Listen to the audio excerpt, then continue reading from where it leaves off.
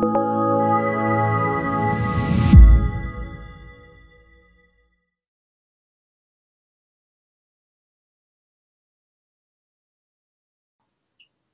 I'm Jacob Hornberger, president of the Future of Freedom Foundation. This is this week's issue of the Libertarian Angle, the show brought to you by the Future of Freedom Foundation that gives you the libertarian perspective on the burning issues of the day. And I'm joined, as I am every week, by Richard Ebeling, the BB&T Distinguished Professor of Ethics and Free Enterprise Leadership at the Citadel. Richard, good to see you again. Good to see you and to be with our viewers and listeners. Yeah, you know, there's a big controversy occurring in Nicaragua. As you'll recall, the president of Nicaragua is the guy that the Ronald Reagan administration was trying to oust from power for being a communist socialist. That was when Reagan was getting the Contras involved in this civil war in Nicaragua back in the 80s, where they were intent on regime change there and trying to oust Ortega from power. Well, you know, Ortega ended up back in power. He got ousted for a while in the Democratic election back then, but then finally won re-election. And the guy's been in there, I think, 5 terms now, and his wife is vice president. So he pretty much has dictatorial control over the country. His powers certainly are dictatorial in nature, even notwithstanding the fact that he's democratically elected. So he has a pretty secure hold on power until just recently. He proposed a change in the nation's social security system. And the change involved increasing social security taxes for the working people and lowering benefits for social security recipients. Sound familiar?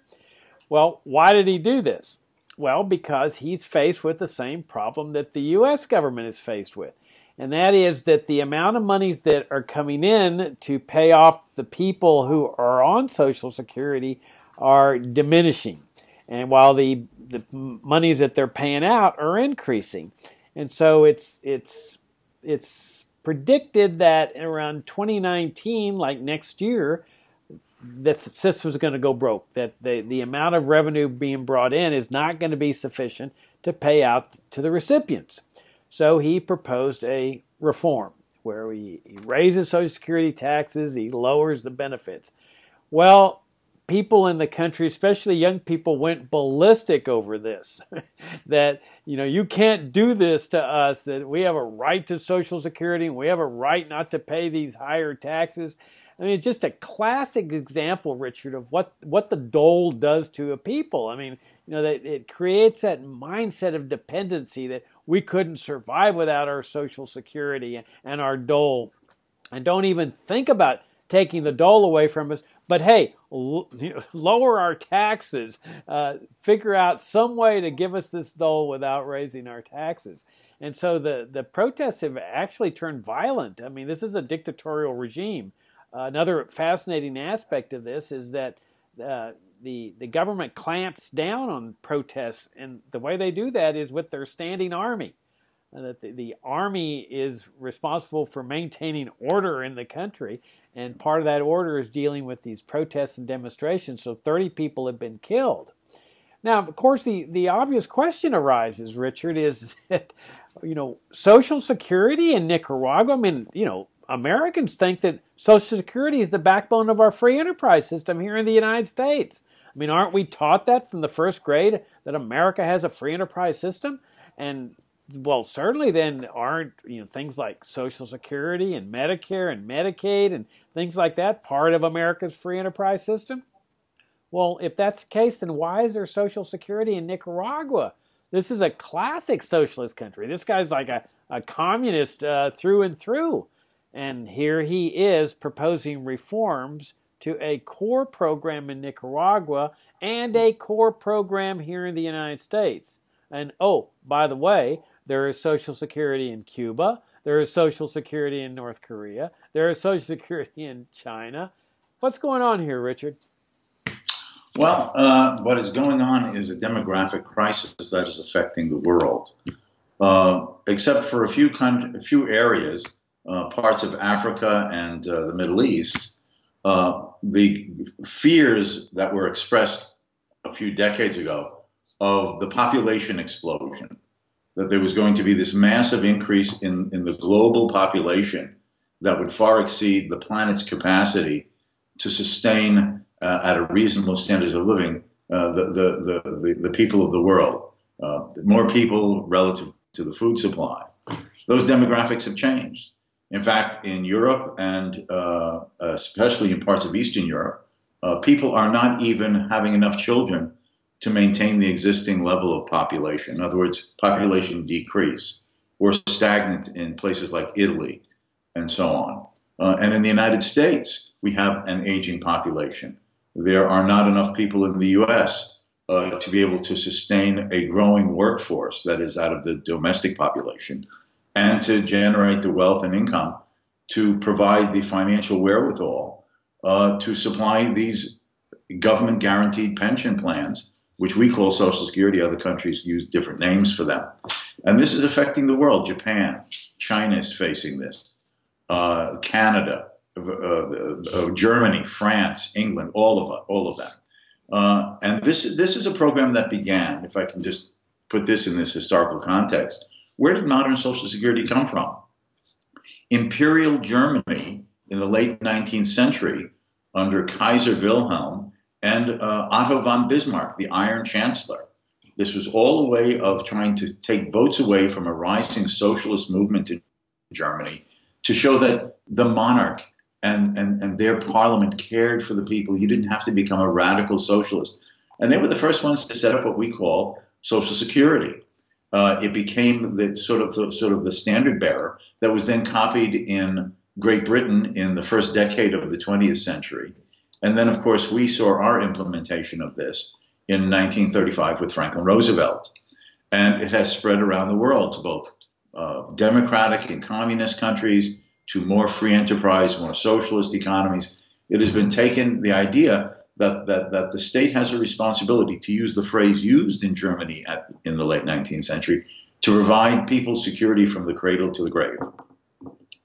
Now, this all worked fine in a country like the United States, just the mechanical financial logistics of it, when for many of the decades after 1935, there were far more people paying into the Social Security system than were eligible to receive Social Security payments.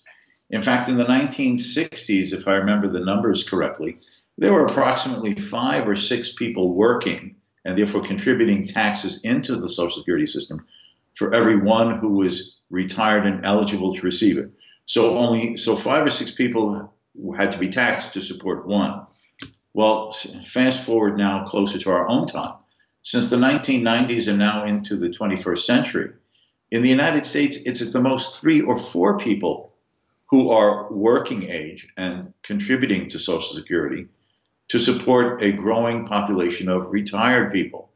And it's estimated that in another 20 years or so, if the demographic trends continue, there's only going to be about 2 working people to generate the funds, that is the tax funds, to then pay for one person. So this is becoming unbelievably top heavy with a growing, with sort of like an inverted pyramid of a huge retirement age population eligible for Social Security, and the narrow point of the pyramid at the bottom of the working age population able to generate wealth and income to pay into the system. This is affecting everyone, and it's disastrous. The Congressional Budget Office estimates, they do these annual or semi-annual projections, that in fact within another, at the most, 15 years, maybe 20 years at the outside, the Social Security system in the United States is going to be in fundamental financial problems. Why? Well, you see, for all those decades, when more Social Security taxes were being generated, Jacob, than had to be dispersed to retired people eligible for it, there was this huge surplus in the Social Security account. Now, that's people's idea of the lockbox. Well, all this income was paid in, and my part is just sitting in a lockbox waiting for me to collect. But what, in fact, it was done was basically an accounting sleight of hand. The excess tax revenue drawn into the Social Security fund was then, quote, borrowed by the rest of the federal government to partly cover its annual general budget deficits. And Uncle Sam then put an IOU, metaphorically, an IOU in this metaphorical lockbox and said, Uncle Sam promises to pay back my own Social Security system in the future. So now what has happened in the U.S. is that we are virtually at a point where taxes collected by working age people into Social Security is not enough to cover pensions owed to everyone. So in fact, the government has been having to, quote, pay back some of the IOUs. But of course, that money comes from other taxes collected or other borrowed money. And the fact is that the Congressional Budget Office estimates that in a not too distant future, all of the IOUs will have been paid back. And then under the current legislation, the Social Security can only pay out benefits equal to the amount of money it collects either in taxes or paid back Uncle Sam IOUs. And the report that they did about a year and a half ago suggested that when that happens, 10 years from now, maybe 15 years from now, Social Security payments, unless, again, eligibility is lowered, that is, you have to work longer to be eligible, or your benefits are cut, or taxes are raised. If some combination of those are not done, the Congressional Budget Office estimated that at that time, Social Security benefits would have to be cut across the board by approximately 20 to 25%. Now imagine people who are primarily dependent upon Social Security because the government said you don't have to worry about saving for your future. That's what Uncle Sam is for. And besides, it's harder to save because we're taxing you all for all these other things that the government does. Imagine when people on modest or limited incomes and dependent upon Social Security find that their benefits are going to be cut 20 to 25%. If that point is reached, that will cause a political firestorm in the United States, the likes of which we've never seen, particularly since the population ages, more of those older citizens are going to the voting booth and will be fighting back to expect the younger generation to pay far more so their retirement transfers are guaranteed. Now, what we're seeing in Nicaragua is a combination of those factors, retired people on very modest Social Security being told they're going to get 5% less. The thing was your Social Security payment is going to be taxed by 5%. And the working population is being proposed to be taxed more. And this is a double whammy. And this has been combined with everyone else's angers at the Nicaraguan government. Why are so many students protesting? Well, according to the news accounts, part of the reason is it's not just the Social Security. This is sort of like a basis of justifying the demonstrations. They are angry at suppression of civil liberties, freedom of speech, freedom of the press, freedom of expression. So Social Security is sort of like a rationale for them to go out and demonstrate. Now, I think you're right when you began in your discussion. This is a younger generation that has been as influenced by the climate of political opinion there as here. But Social Security, that's a right to it. The government has guaranteed your retirement. And these younger people are seeing themselves being promised higher taxes while they're working and fewer benefits when they retire decades ahead, just as they're seeing the retired generation suffering this now. But all of the world is suffering from this. How the world is going to get out of this, including the United States, is a major problem in the current political situation. Because as I said, you either raise taxes, you lower benefits, or you require people to work longer to be eligible. In realpolitik, I'm expecting that since the policies always try to kick the can further down the road, they'll play with all these little mixes as the moment of truth gets closer in the United States. But the only way to really solve this, from the freedom perspective, Jacob, is basically to say that this is a fraud and an immoral and unjust program.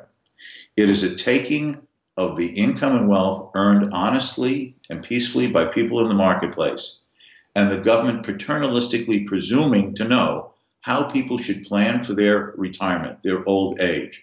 and how much should be taken from Peter to be transferred to Paul.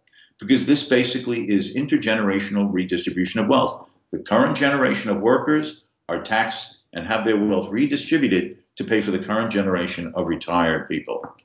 And we have to basically ask, as part of this freedom philosophy, to ask the fundamental questions: on what basis should people associate? On what basis should people be self-responsible?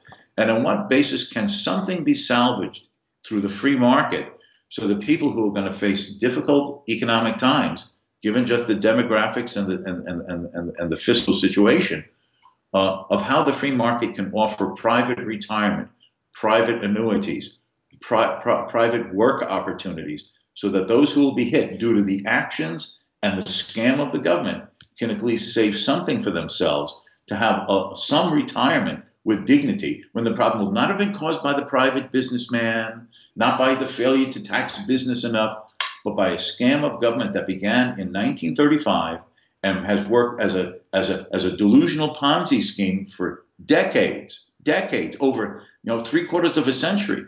But the chickens are coming home to roost.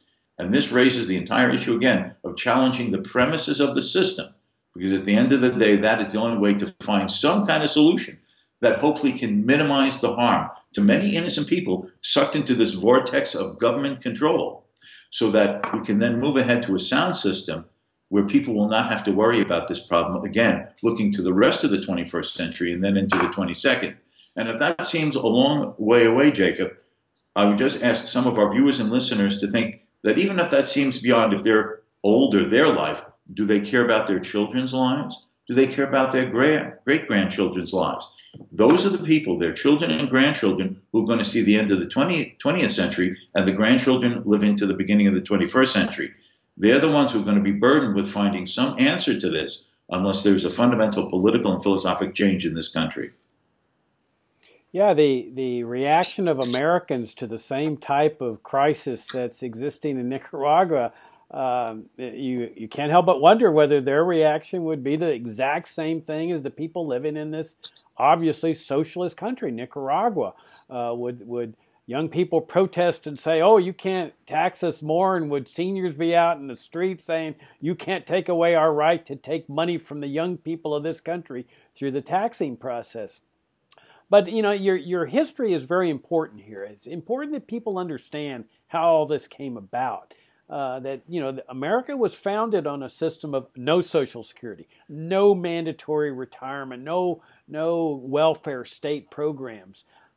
People kept everything they earned in the United States. There was no income tax. There was no Social Security taxes. You kept everything you earned. There was no IRS. You decide what to do with it. You want to save it for your retirement. You want to save it for whatever. You want to consume it now. You want to invest it. You bore the responsibility for your own life. This is what Americans considered freedom.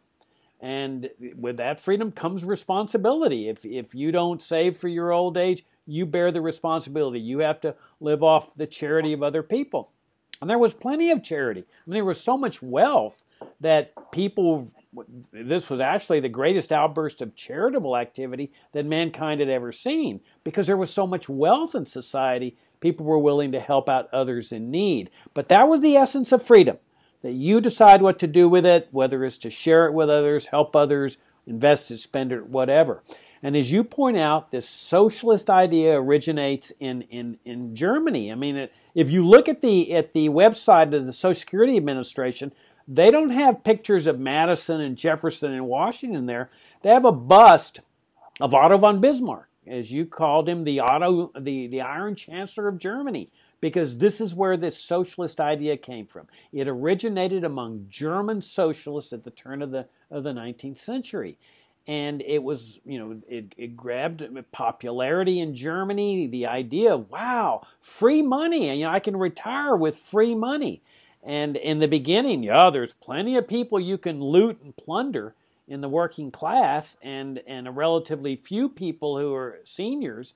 But over time, as you point out, the system starts to cave in on itself. You've got an ever-growing number of people who are receiving the loot, and a smaller number of people from whom the loot is being taken. Now, over here in the United States, it's really fascinating how the indoctrination is played into this. And a lot of this is self-deception on the part of seniors, because Americans, especially many seniors, have convinced themselves that the government was taking their money and putting it into a fund. That there's, it's like a mandatory retirement account. My money's there, and you can hear it often. When people say, "I'm just getting my money back." Well, it's nonsense. You're never getting your money back. Your money's been spent a long time ago. There never was a fund. And this so-called fund where they have the IOUs, as you were referring to, an example of how fraudulent this is the following. Suppose I have a safe at home, and I'm taking out money each month for my children's education, college education. So let's say I'm putting $500 a month into that lockbox that's in the safe. So every month the lockbox fills up, and finally, let's say my kid's about 15 years old, and I've got, let's say, $25,000 saved up in there. And he asks to see it. Can I see my college fund? Absolutely. You open up the lockbox, and there's the $25,000 in cash. Well, then, you and your wife sit there and say, we could buy a new car, we could go on vacation. So they take the $25,000. Let's say they spend it on a vacation in Vegas, but they put IOUs in that lockbox. It says, "I owe you this college fund $25,000. So your kid comes along a year later and says, "How's my college fund doing?" "Oh, it's great. It's fully funded." "Can I see it?" "Yeah." You open it up, and there's no more cash, but there's an IOU there. And your kid says, "Hey, what's the story here?" "Well, that's your college fund. It's an IOU. We're good for it. Don't worry. We're going to replenish it at some point." That's how this so-called fund is worked. That as Social Security, the Social Security tax is just like any other tax. It was never meant to be part of the Social Security welfare state system. They could have called it a food tax. They could have called it any kind of tax. But they're very clever. They called it a Social Security tax to make it look like it was funding Social Security. In actuality, all the money goes into one pool. They spend it on their wars in Iraq and Afghanistan or wherever. But they deceptively create this sense of, oh, you've got this amount of money allocated, and we've got IOUs there. It's a fraud from the very beginning. But people really, they fell for this fraud almost intentionally, because if you look at the Social Security law, Richard, and you see how it's been interpreted by the Supreme Court from the beginning, it's always been a welfare program. From the very beginning, it was a welfare program. I guarantee you the first Social Security recipients in the 30s, they didn't, quote, put anything into the system. They just started receiving money. And it's money taken from the young and the productive. It's a straight socialist welfare state confiscate and transfer program. And it's absolutely immoral. It's absolutely wrong. In my opinion, when you've got an immoral program, there's only one solution, and that's repeal. Now, that shocks a lot of people. Oh, old people are dependent on this. Nonsense. They just believe they're dependent. That's what this narcotic does. It creates this mindset of dependency. Might some older people have to go back to work without a Social Security benefit? Possibly. That's not necessarily a bad thing. Working in your senior years keeps you in the mainstream of life. There's other people that don't even need Social Security. They're very wealthy. They've saved plenty of money. They don't need it. It certainly wouldn't be a big cost for them not to have it. There are people who are truly destitute.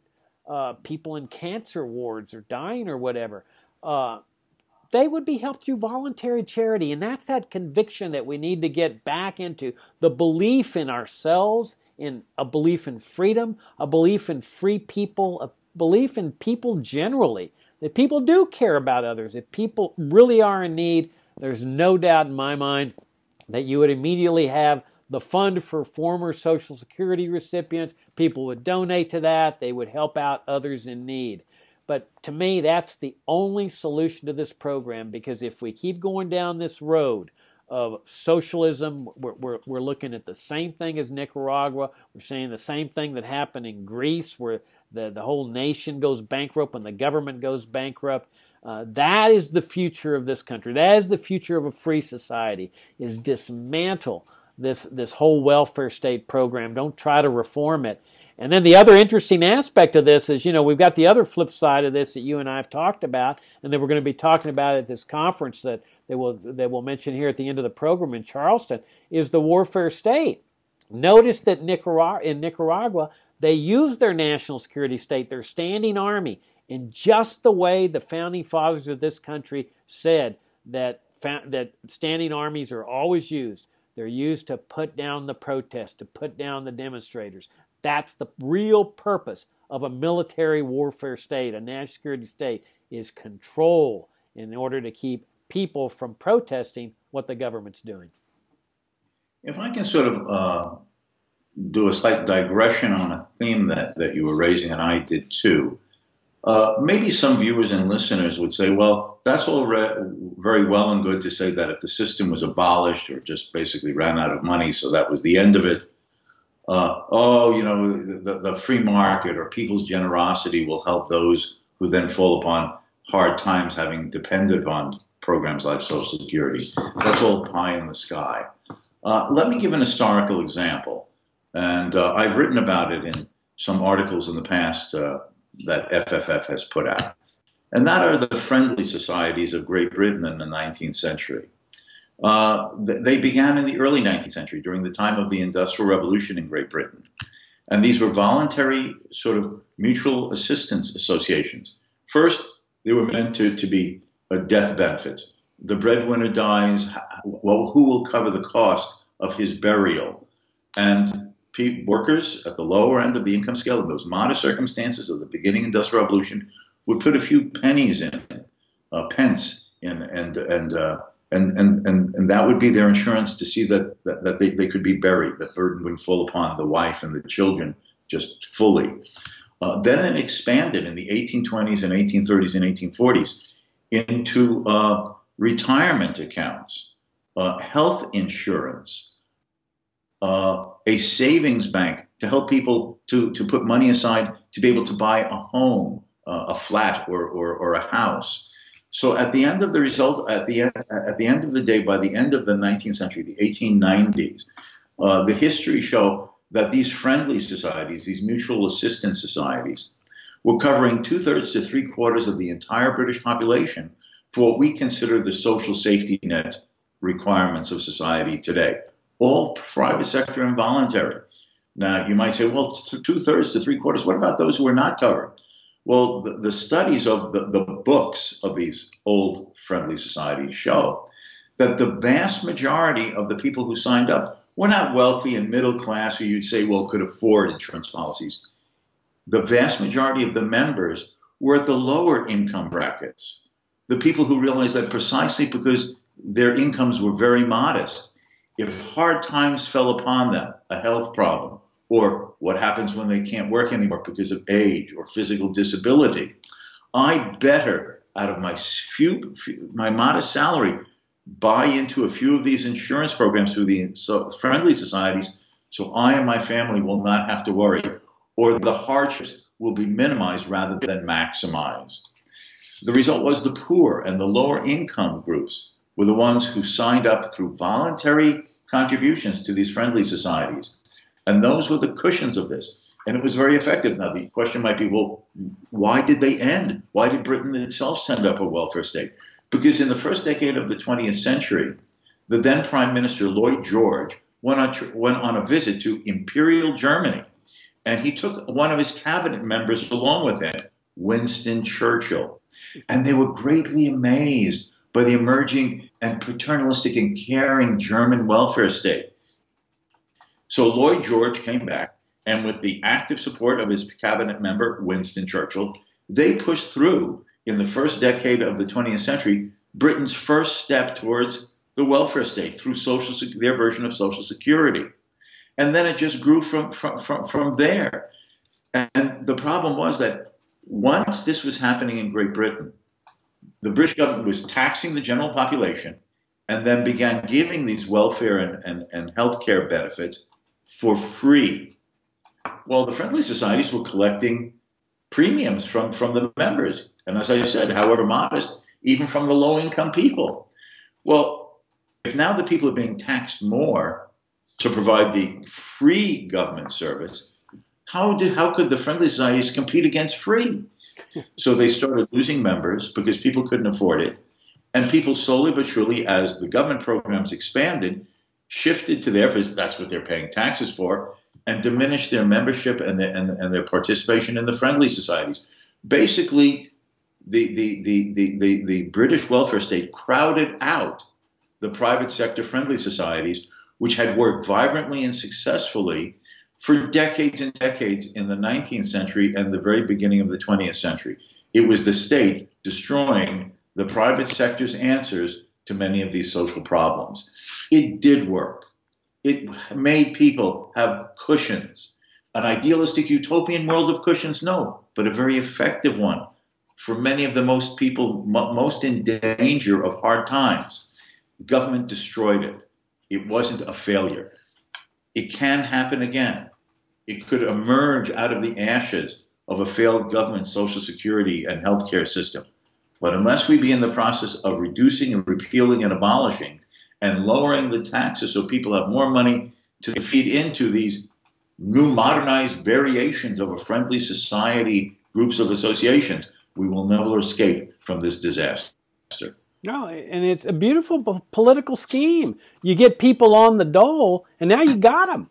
That you know they're going to vote for you if you support their program. That they're so terrified of losing their dole that they'll vote for anybody that's going to preserve their dole. It's like a narcotic addict, that he's going to do whatever is necessary to keep that narcotic coming in. And, you know, think about it this way, Richard. If we libertarians had prevailed 20 years ago with abolition of the income tax, abolition of Social Security taxes, abolition of this welfare, warfare state way of life, let's say the average family pays $30,000 a year in income taxes and Social Security taxes. 30 times 20, that's 600 grand people would have in their pockets, in their bank accounts. That's a nice little chunk for retirement and healthcare costs and so forth. And if you repealed it today, okay, that's water under the bridge. You've got children that all of a sudden are no longer having to pay Social Security taxes plus all the bureaucratic costs. Don't forget that there's a huge bureaucracy that has to administer this program. People now keep that money for themselves. There's no more withholding. There's no more seizure at the working level. People have a lot more money to help out their parents. And isn't that much more meaningful to help your parent find a retirement home or help them through illness as compared to just going through a faceless bureaucrat and saying, well, you know, we're paying Social Security taxes. That's all that's necessary. I mean, I think most kids take care of their parents anyway, even with Social Security, but it would be much more bountiful if you got rid of this system. And I have no doubts that in most families, people would reach out and help out family members and so forth. I mean, that's really the real meaning of life here in family life, of helping out somebody who's in need in your family and then going outside your family saying, hey, yeah, I'll donate to that person over there that needs help or to that fund that is responsible for helping people. That's what freedom is really all about, Richard. It's what charity is all about, not some bureaucratic agency. Not some stealing welfare state system that's funded by a tyrannical agency like the IRS or the Social Security Administration. It's through the giving of through one's own heart, through the compassion of one's will to help out somebody else. Absolutely. Okay, on that note, we'll wrap it up. We've got our big conference in Charleston this Sunday, Charleston, South Carolina. It is on the other side of this thing, the warfare state side. The theme is America's original foreign policy of non-interventionism, getting rid of all these forever wars. Richard's one of our speakers, Ron Paul, Dan McAdams, myself. We have a special guest who's going to give some remarks, Congressman Mark Sanford. And so it's going to be a great conference. We're just about sold out. We've got a capacity room of 275 people, but from what I understand, we still have a few tickets. So there's still time for you to sign up. And Richard, I will see you in a couple of days, a few days here. Looking forward to it. Just a few days ahead. I'm looking forward to it. All right. And once again, I just want to thank our viewers and listeners for spending a little of their time with us. Yeah, thank you for your time, and thank you for your great support. It's through your support that we're able to put on programs like the one in Charleston and This program, The Libertarian Angle, and ideas have consequences. Ideas have power. They can transform a society, oftentimes very rapidly, toward freedom and prosperity and harmony, which is what we're striving for. So thank you for tuning in, and we'll see you all next week.